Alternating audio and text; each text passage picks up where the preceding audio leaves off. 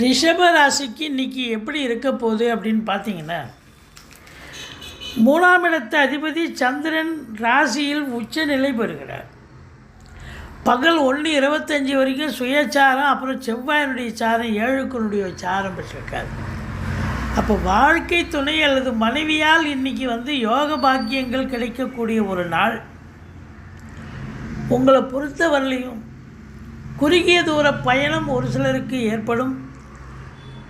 சொத்து பத்துக்கள் விற்பது வாங்குவது தொடர்பில் இருக்கும் அன்பர்களுக்கு ஒரு நல்லது நடக்கும்.